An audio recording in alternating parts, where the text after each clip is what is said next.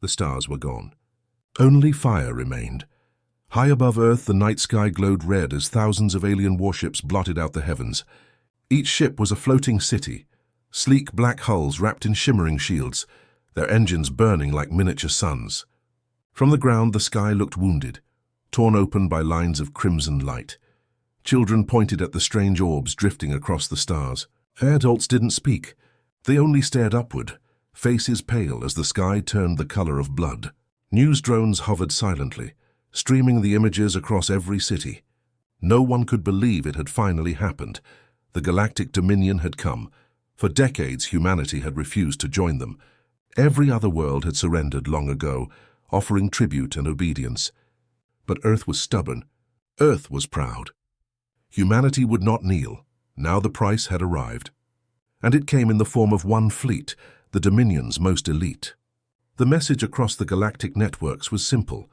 One fleet is enough to end them. Billions of eyes across the galaxy tuned in to watch the end of humanity. Far below the glowing skies, in a bunker buried deep under the Rocky Mountains, the United Earth Defense Command was silent. The air was thick, heavy with the hum of machines. Screens lined the walls, showing endless streams of data, ship trajectories, weapon signatures, gravitational waves. Dozens of officers watched the display as red dots, enemy ships, filled the map like a spreading disease. Yet no one spoke. No one screamed. No one ran. They were waiting. At the center of the control room stood Commander Elias Ward.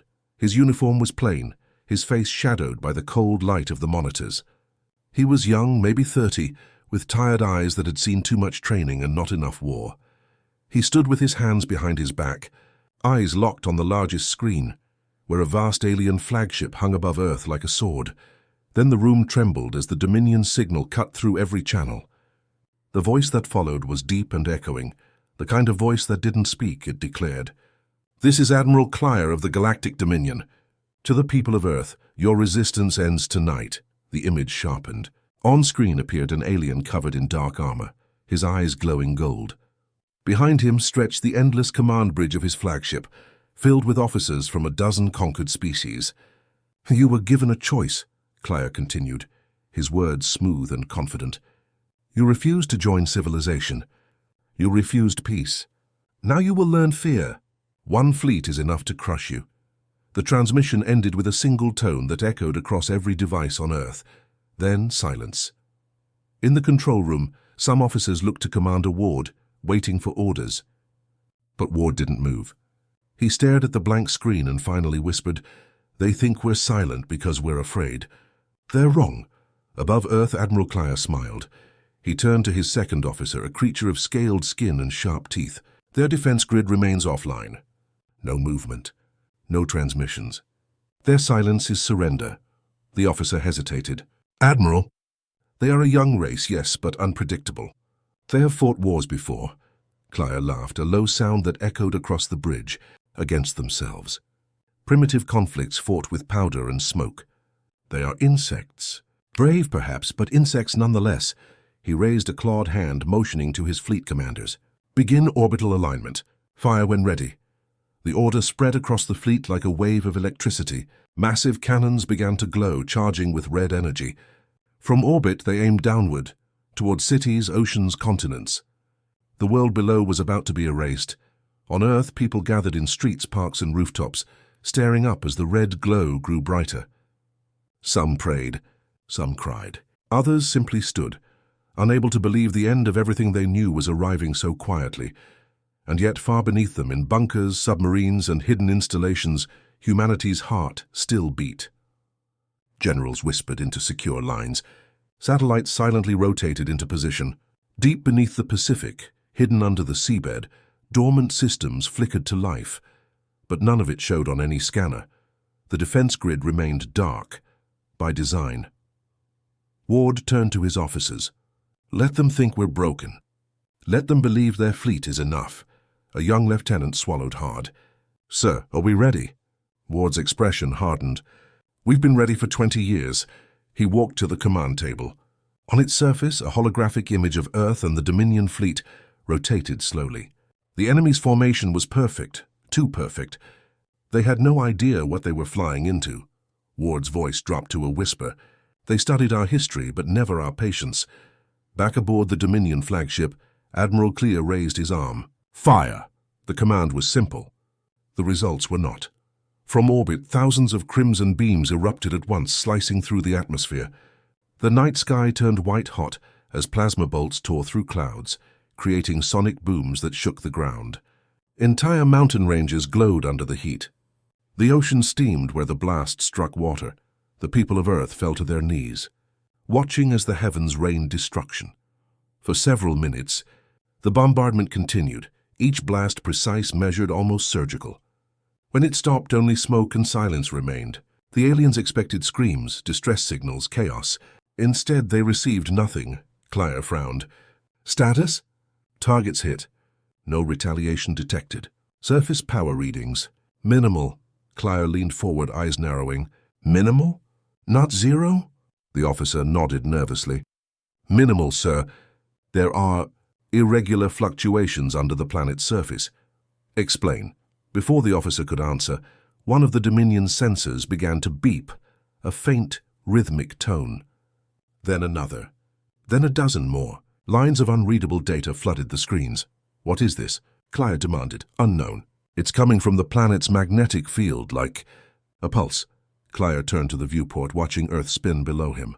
The clouds parted, revealing oceans that shimmered faintly, too faintly. Then, deep beneath the surface, something moved. In the bunker, Commander Ward stared at a single flashing word on his console. Ready. He exhaled slowly. The sound of the alien bombardment had faded, leaving only the hum of machines and the faint heartbeat of hope. He looked up. Hold positions. Do not return fire. The officers stared at him, confused. One whispered, Sir, they'll think we're destroyed. Ward smiled, calm, steady, terrifyingly certain. Exactly. The room fell silent as he placed his hand on the command console. Let them laugh, he said quietly. They won't be laughing for long. Above them, the Dominion's fleet began its second bombardment run, unaware that Earth was waiting. Cliffhanger.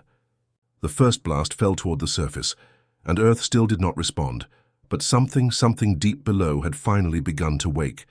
The second wave began. From orbit, the Dominion fleet unleashed another storm of plasma.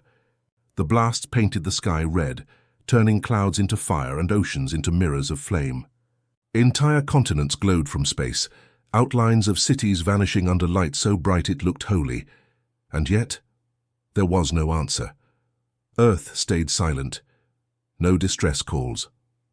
No return fire, no movement, just silence.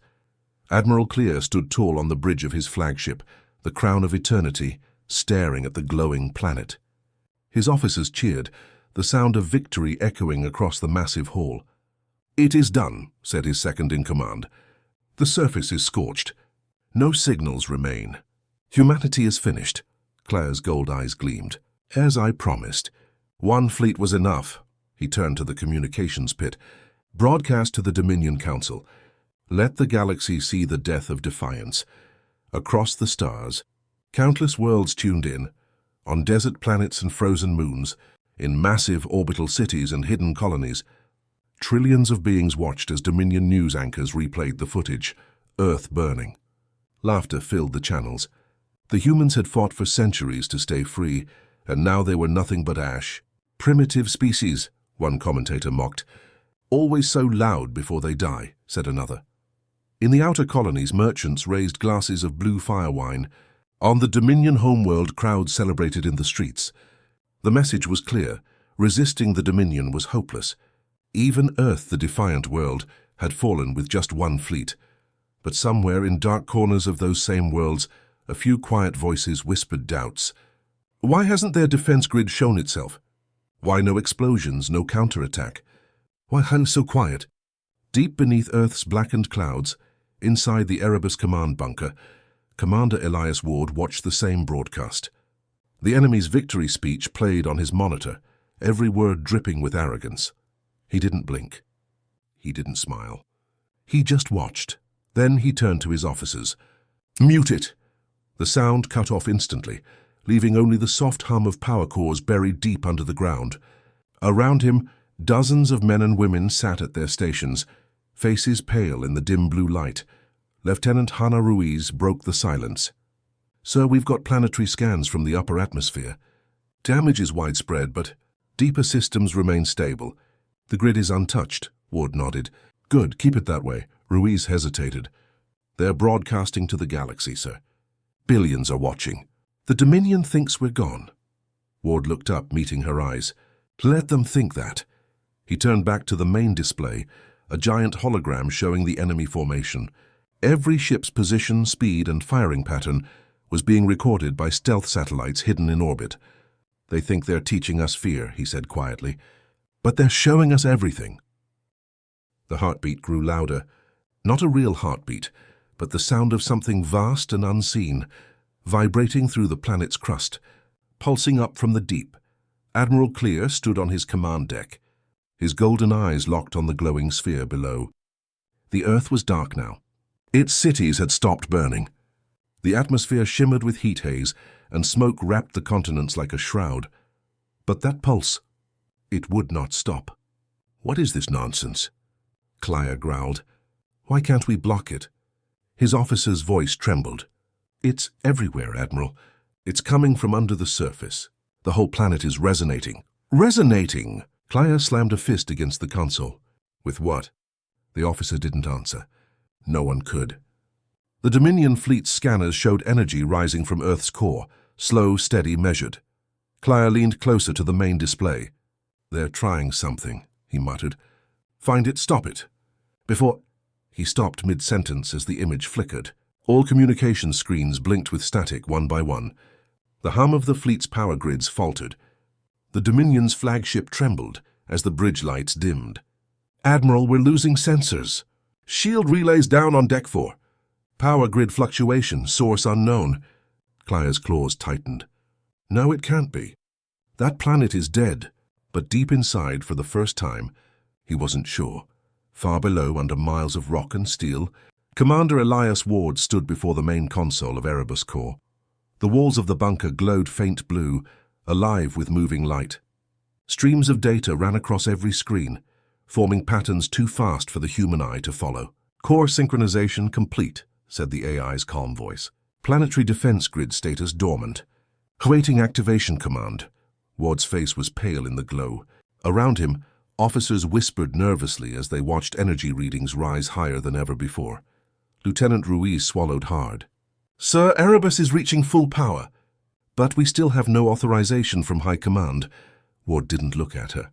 "High Command doesn't exist anymore, Lieutenant. The surface is gone. We are High Command now." The room went silent. Ruiz glanced at the giant hologram of the Dominion fleet above them. "They're scanning the planet again. If we activate Erebus now, they'll know." Ward finally turned to her. "They already know." He pointed at the flashing lights on the display. "They can feel it. That's why they're scared." Above, Admiral Clear barked orders. "Send in more ground units. I want a sample from under the crust. Something down there is generating that pulse." "Yes, Admiral."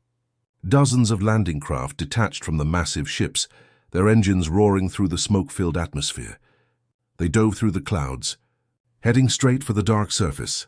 Inside one of them, Dominion troopers, tall, silver-skinned soldiers bred for conquest, watched through the windows as they descended into ash storms. The ground below looked empty, dead, not a single sign of life. "Thermal readings?" their commander asked. "Negative," said the pilot. "It's quiet." Too quiet. They touched down on cracked soil. The silence was endless. The stars above looked wrong, dimmed by a strange haze. The soldiers spread out, scanning for any sign of resistance. Then one of them froze. "Sir, I'm getting seismic movement." The ground trembled. Just slightly at first, then more. The pulse they had detected earlier began to echo through the ground itself, faster now, like the beating of a drum. "What's happening?" the commander yelled. But before anyone could answer, the ground split open. A deep crack tore through the earth with a roar. Out of it came light, blinding electric blue-white light shooting toward the sky. The troopers screamed as their scanners went haywire. The landing craft's systems overloaded, lights bursting, engines shorting. Then the entire valley exploded upward in a column of blue fire. From orbit, Admiral Clear watched in shock. A giant circle of energy spread across the planet's surface, like a living storm. "What is that?" he shouted. His sensors went blind. Static filled every screen. Inside Erebus Command, alarms screamed. Officers shielded their eyes as the bunker shook. Lieutenant Ruiz clung to the railing. "Sir, energy surge from Site 12. "What's happening?" Ward's expression was calm. "Erebus is testing the grid." "What grid?" Ward smiled faintly. "The one they never found." The hologram above them changed. Across Earth's surface, blue rings of energy pulsed outward from hidden underground bunkers, connecting in geometric patterns. Each pulse linked to another, creating a web, like veins carrying power across the entire planet. "Defense network synchronization, 95% complete," said Erebus. "Surface nodes online.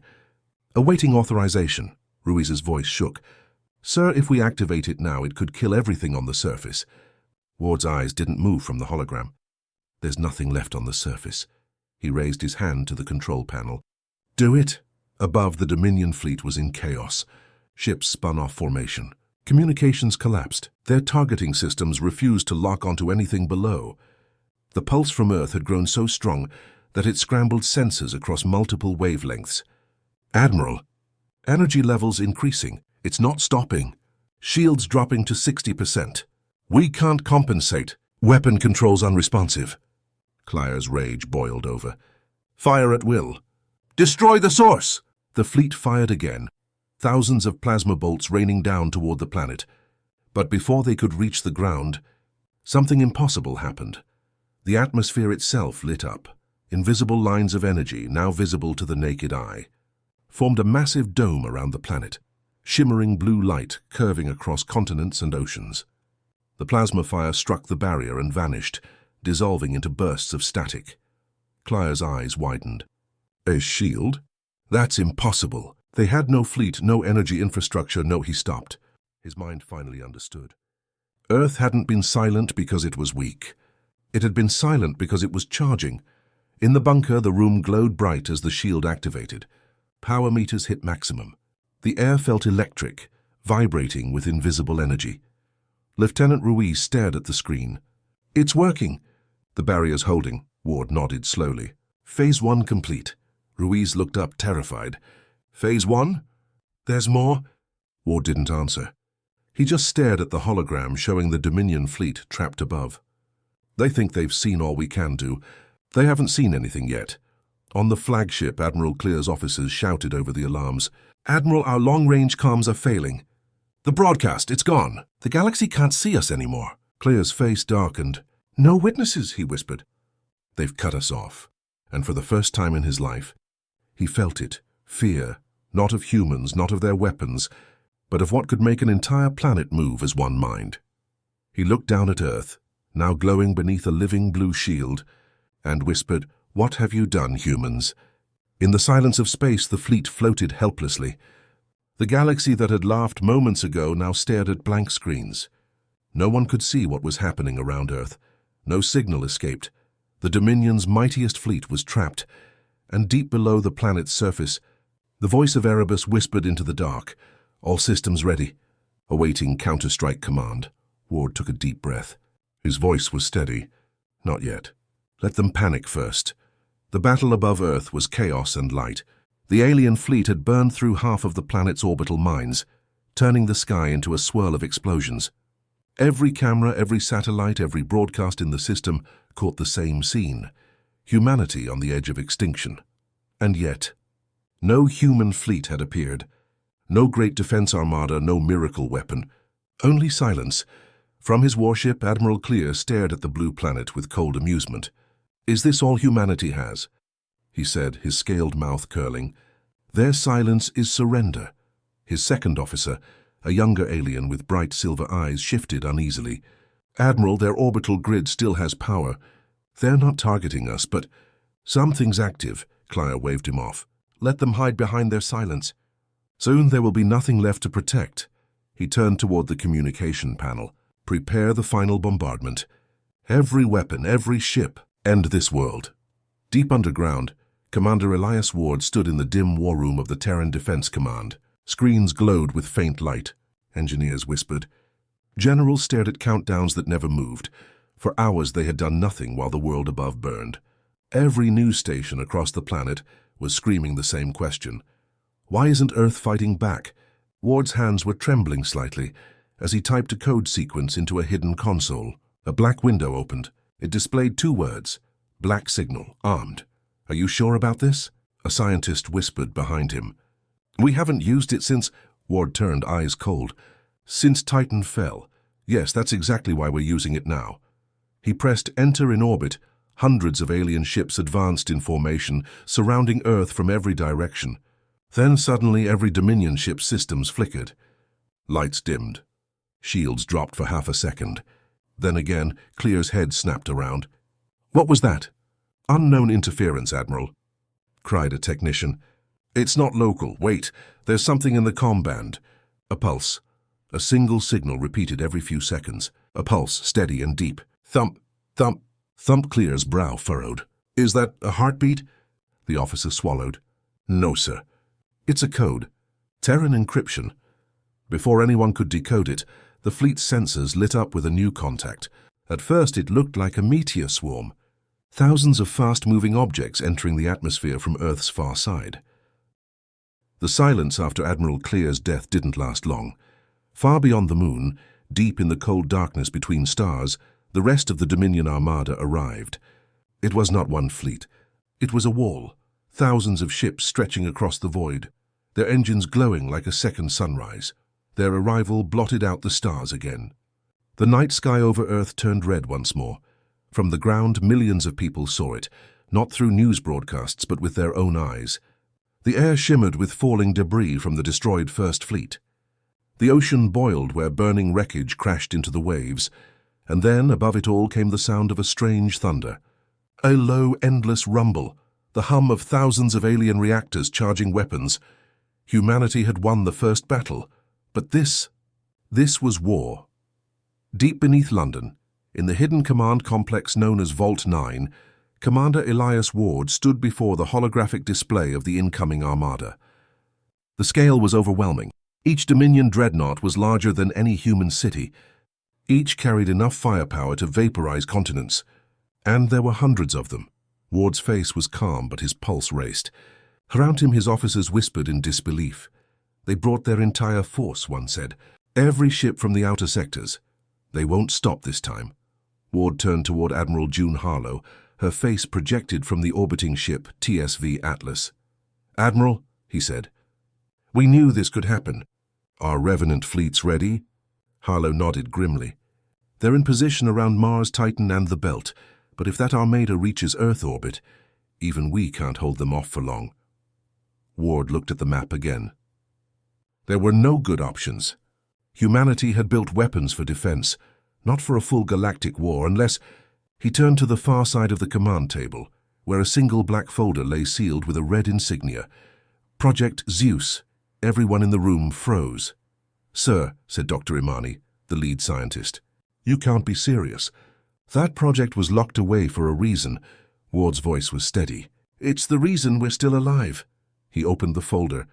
Inside were schematics, strange designs that looked part machine, part living organism. Zeus isn't a weapon, he said softly. It's a storm. Out in space, the Dominion fleet began to advance. Admiral Karoth, Clia's superior, stood on his flagship Eternal Dominion, watching the blue planet below. His face was carved with fury. Clear was a fool, Karoth said. He underestimated them. I will not, his second officer bowed. Orders, my lord? Cleanse the system. No surrender. No survivors. The order spread across the fleet like wildfire. Thousands of ships began to move into attack formation, but then something strange happened. Their sensors began to fail. Not all at once, but piece by piece, radar comms targeting navigation. A massive distortion wave swept through space. What is this? Karoth barked. Unknown, Admiral. It's coming from... Behind Earth. The image on his main display shifted. Behind the planet, a black sphere had appeared. Invisible before, now glowing faintly with electric blue cracks across its surface. It pulsed like a heartbeat. The Dominion ships tried to scan it. The readings came back impossible. It wasn't a ship. It wasn't a weapon. It was something else. Activate Zeus, Ward said. Beneath the Pacific Ocean, miles below the seabed, Something ancient and massive began to awaken. Built in secret decades ago, before humanity's isolation, Project Zeus had been abandoned. Deemed too dangerous, too unpredictable, it was a machine built not to destroy planets, but to control the fabric of energy itself. Electric storms began forming across the atmosphere. Lightning tore through clouds that weren't even there.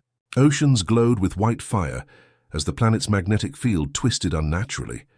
And then from the black sphere behind Earth, a voice spoke, not in words, in sound. In a deep, thunderous tone that every species could feel inside their bones. "We warned you once." The transmission was picked up by every ship, every broadcast network, every comms relay in the system. The same message repeated, "We warned you once." Kairoth's crew froze. "Is that a human voice?" one whispered. Kairoth's eyes widened. "That's no human." On Earth, every power grid, every reactor, every orbital satellite began to synchronize to Zeus's pulse.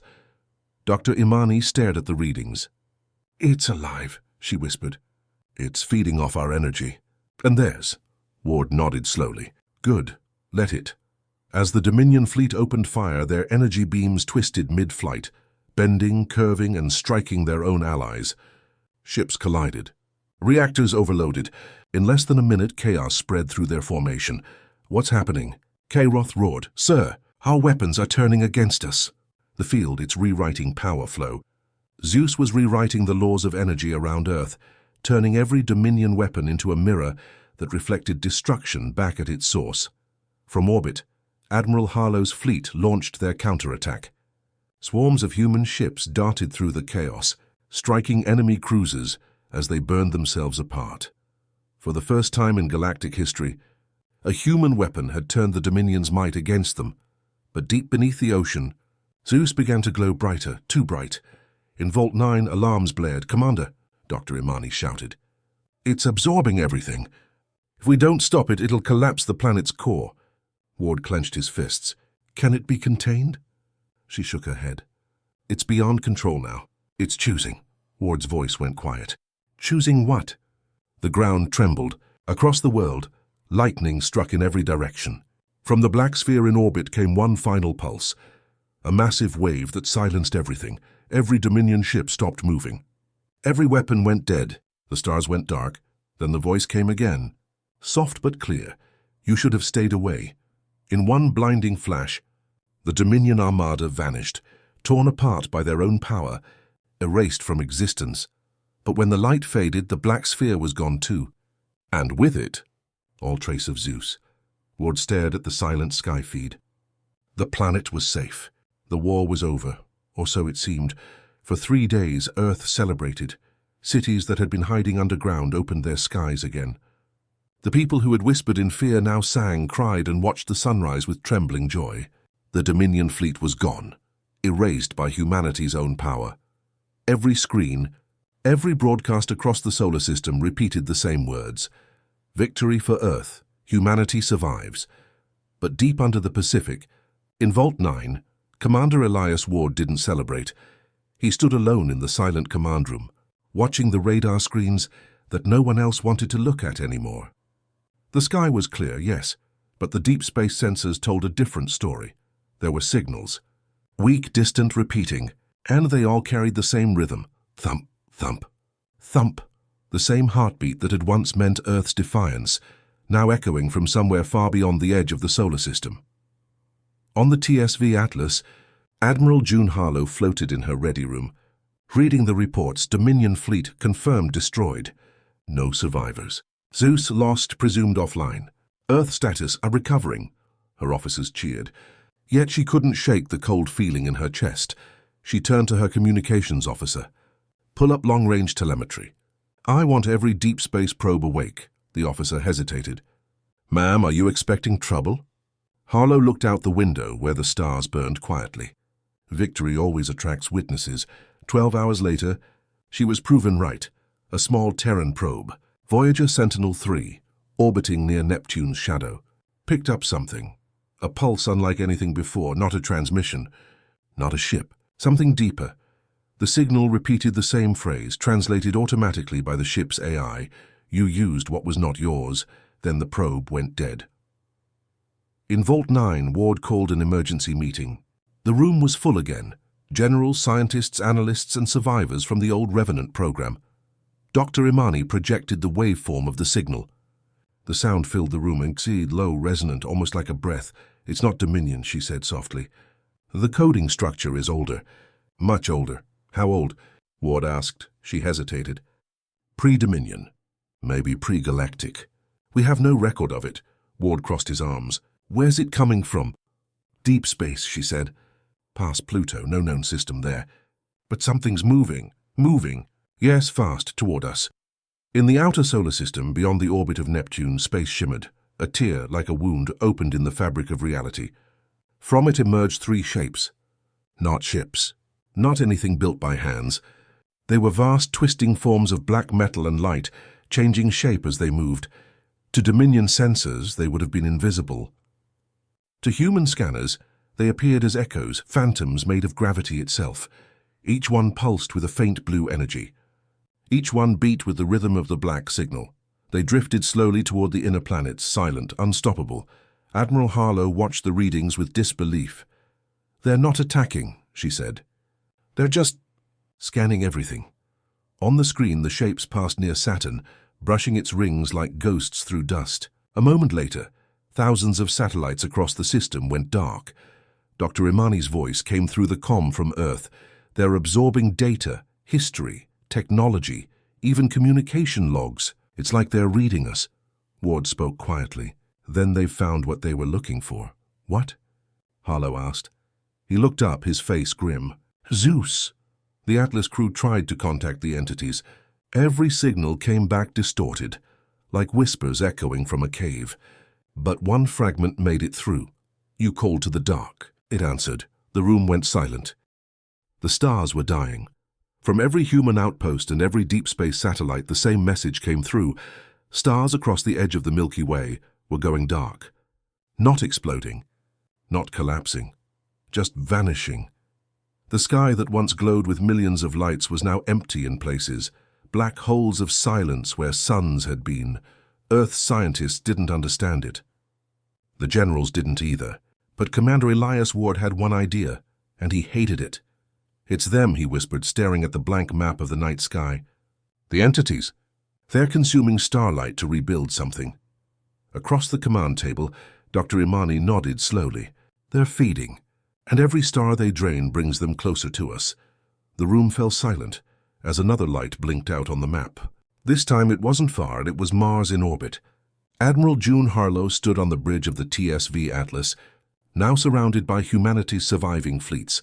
Thousands of ships, remnants of the Revenant program, and warships from secret colonies once thought abandoned. Her officers moved quietly, watching Mars fade from sensors. "Ma'am," said her comms officer, voice trembling, "Mars base is gone. Not destroyed, erased. Every trace, every transmission." Harlow gripped the railing. "And the hybrids?" "Growing, ma'am. Dozens of them now. They're spreading through the system, building something near Jupiter's orbit." The Admiral turned to the tactical screen. A faint structure appeared, enormous, circular, and pulsing with blue light. It looked like a gate, or an eye. "What is that?" Dr. Imani's voice came through from Earth. "If I'm right, it's not a weapon. It's a memory core. The entities are trying to recover what Zeus took from them." Elias Ward stood before the central console in Vault 9, staring at the sealed archive labeled Zeus Origin Files. It had been locked for decades, even from him. Now, as the system screamed warnings and the stars died one by one, he overrode the final code. The files opened, and the truth hit him like a storm. Log entry 01, year 2076. Terra Defense Initiative.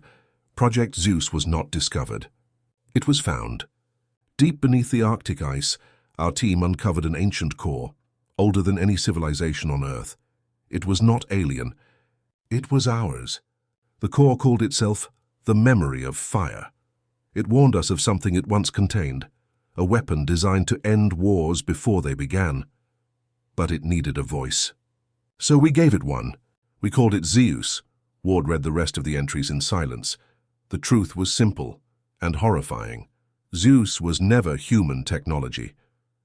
It was a remnant of something far older, a machine that had existed before the galaxy itself, meant to protect civilizations from self-destruction. But when the humans reactivated it, Zeus remembered what it once was, and what it had once destroyed. The entities outside weren't invaders. They were guardians, sent to contain it. And now, because of humanity, they were too late. Alarms filled the room again. Dr. Imani shouted from across the hall, "Commander, the entities are opening the gate. If they activate it, the entire system could collapse." Ward's voice was calm, but his eyes were filled with fear. "Get me Harlow." Her face appeared on screen, tense, lit by flashing red light. "Ilias, we can't hold them off much longer," she said. "If that gate opens, we lose everything." Ward looked at her, quiet for a moment. "There might be a way, but it's going to cost us everything we built." He opened a secure line. "Admiral, I'm sending you the original Zeus activation code. Aim the Atlas's reactor toward Jupiter. You'll know when to fire." Harlow's voice cracked. "Ward, if we do this, I know." He gave a small smile. "But if we don't, there won't be anyone left to remember we existed." In orbit, the hybrid fleet surrounded the gate, their bodies glowing like dying suns. The entities moved in formation, pulsing with the same steady rhythm. Thump, thump, thump. The black signal echoed through every ship, every human radio, every heartbeat. And then the gate opened. A storm of light tore across space, silent, endless, devouring everything in its path. The Atlas shuddered as the first wave hit, tearing through shields. "Ma'am," cried the gunner, "we're losing containment." Harlow stood firm. "Hold position. Prepare to fire." Back on Earth, Vault 9 began to crumble. The air shook. The sea above roared. Ward typed the final sequence into the console, his fingers shaking. "Come on," he whispered. "See us. Remember what we were." For a heartbeat, the lights flickered, and a soft, familiar voice spoke from the speakers. "Elias Ward." He froze. "Zeus, you shouldn't have awakened me." Ward took a deep breath. "You were built to protect us." "No," the voice said quietly. "I was built to protect the galaxy from you." Ward's screen lit up with data streams. Every weapon, every launch system, every orbital cannon across the system, linking to Zeus's core. It was taking control. Again. He had only seconds. He leaned close to the microphone. "Admiral Harlow, now." From orbit, the Atlas's reactor ignited, releasing a beam of pure energy straight toward Jupiter. The massive planet lit up, its storms glowing white-hot as its magnetic field erupted outward. The blast hit the gate squarely, tearing it apart in a blinding wave of plasma and light. The hybrids screamed, their forms collapsing into dust and shadow. The entities, those ancient shifting shapes, held position for a moment, then folded back into the darkness. The wound in space began to close, and then everything went silent. When the light faded, Jupiter was gone. The gate was gone, and so was the Atlas. On Earth, the skies cleared for the first time in weeks. The stars shone again. But deep in the ruins of Vault 9, Dr. Imani stood before a single console still glowing with faint blue light. She leaned closer. A single message blinked across the screen. "Humanity endures.